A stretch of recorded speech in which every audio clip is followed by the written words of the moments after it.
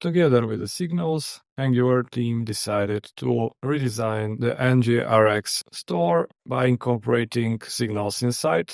So here we'll see signal state and signal store, two options if we would like to have a store. So for the signal state, as you can see, it's a lightweight utility designed for managing signal-based state. Basically, what we need to do is to import it from NgRx signals, and then based on type or interface to use the signal state, where we are initializing what we would like to have inside of our state. So here we have user and isadmin. When user state is initialized, we can use computed to transform data from the state. So here we are stringifying the user state and we are saving it into user state string.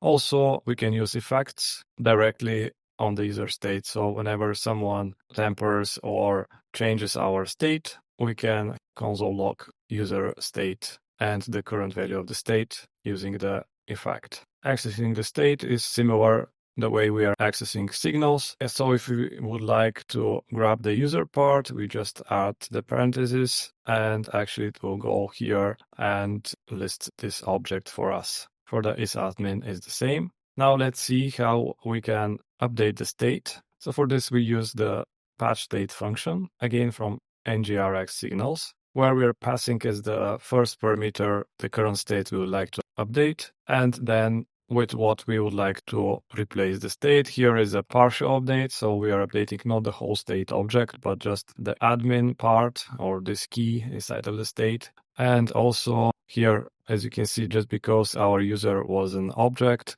we can spread the information from the user and to replace only its first name. Now here the patch state accepts anonymous function and we can access the state object inside as a parameter.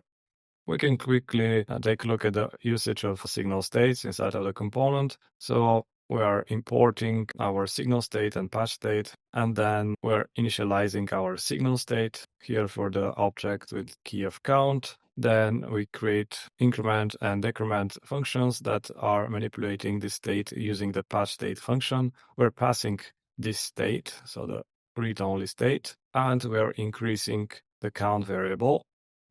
Then there is an example on how to use signal state in a service. Basically, we are creating one state, injecting the service, and then we are creating signal state based on the initial state. We're creating two variables, read-only books and isLoading, and they are referenced from the state. And if we go to the component, we can see that we're using from the for loop the books variable in order to display the book title. The store is injected and we are loading up the books. Let's see this function. So this is the read-only load books function. We have a pipe operator and we have tab in order to set isLoading to true. So before we try to make a HTTP request, we are setting up isLoading property to true.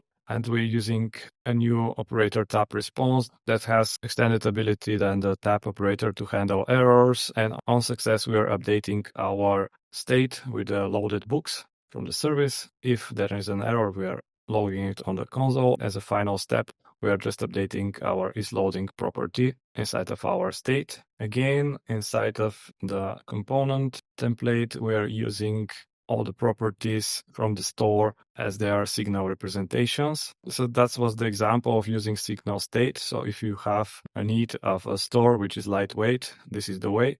Next, we'll take a look of the signal store. As you can see from this description, NgRx signal store is a fully featured state management solution. And we'll see the final example here. Basically, again, we're having one type that is holding the structure of our state object, what it needs to contain. We add to this the initial state conforming to this type book state. Then we're creating store based on the initial state. So we're using with state and we're passing the initial state. And then the structure is interesting because we can use several functions or hooks like with computed, with methods, and others. What's interesting is that with computed, we'll create computed values based on the members of our initial state. So here inside of books count, we'll have the length or the number of the books that we'll have sorted books. we'll use the filter member in order to set whether it will be 1 or -1, the direction of the filter, and then using toSorted function, we're sorting the books and we're returning them as a sorted books computed signal. So that's for with computed. The next is with methods. So we can define methods to our store or functions that will manipulate the members of the store. As you can see here, we have update query and update order, as well as load by query. Update query is having an input parameter query of string, and it just patches the state or updates the state based on this query passed to it. For the update order, we are accepting ascending or descending order, and it updates again the filter property with the passed parameter order. Now the interesting function is load by query. It uses utility method Rx method, which allows us to use RxJS and to create in the end reactive signal. So as you can see, we are patching the state to change the loading property. And then with the switch map, we are running a query.